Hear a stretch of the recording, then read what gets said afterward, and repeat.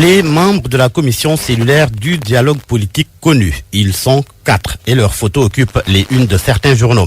Le général Mamadou Niang, Mazid Ndiaye, les professeurs Babacar Kanté et Aliou Sall. Enquête parle d'une Dream Team. Le quotidien use du vocabulaire militaire et indique que le général Niang dirige la troupe. Le quotidien et l'Observateur informent d'ailleurs qu'ils seront installés aujourd'hui. Mais qu'est-ce qui les caractérise? Tentative de réponse dans Enquête. Babacar Kanté, le triomphe de l'humilité.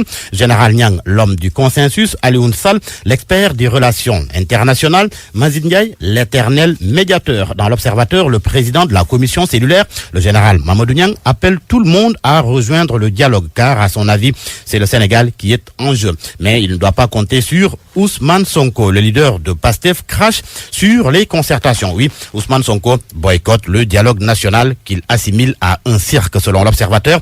Le leader du PASTEF parle de mise en scène et pointe du doigt la duplicité de certains opposants. Le journal Le Quotidien met en exergue ses propos selon lesquels c'est un gouvernement informel de Famara Ibrahima Sagna. Les Échos rapportent son interrogation selon laquelle où était Famara Ibrahima Sagna et compagnie quand Macky Sall foulait aux pieds les règles fondamentales et sacrées de notre consensus national. Du coup, les Échos affirment que Sonko descend en flamme Macky, Famara Sagna et l'opposition. Pour Vox Populi, Sonko tue le dialogue et flingue l'opposition. Et dire que PASTEF a participé à toutes les réunions du Front de résistance nationale jusqu'au lundi 27 mai avant la sortie de Sonko et son coup de gueule contre Mamadou Diop Decroix et compagnie, comme le souligne Source A. Selon Source A, Ousmane Sonko ou ses plénipotentiaires au sein du FRN ont toujours pris part à toutes les réunions présidées par Decroix sans n'avoir jamais osé démissionner ou faire preuve de rébellion en interne, histoire de manifester une quelconque désapprobation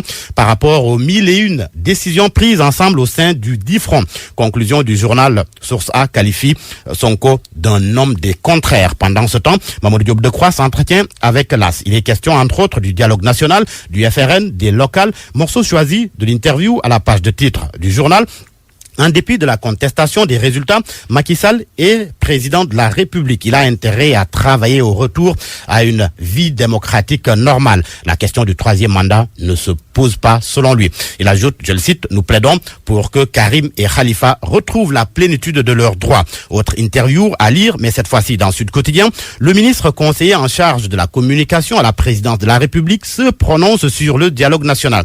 El Hadj Hamidou Kassé confie que l'enjeu est de ne pas rester dans les mailles du passé. Il précise aussi que le chef de l'État n'a jamais dit qu'il appliquerait intégralement les recommandations de la commission. Selon El Hadj Hamidou Kassé, le président Sall a déclaré que tous les consensus issus de ce processus d'échange entre les forces vives de la nation seront mis en œuvre.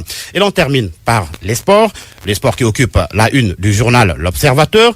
Et pour cause, Aliou Cissé publie la liste des Lions pour la CAN 2019, une compétition qui doit se dérouler en Égypte. Cissé, en toute logique, titre le journal L'Observateur, CV Saliou Ciss, Abdoulaye Diallo de retour, Loum Ndiaye et Sidi Sarr en ballottage. Le même sujet occupe la une du journal Record. Cissé Zap Karambouech, nous informe le quotidien Record Anna.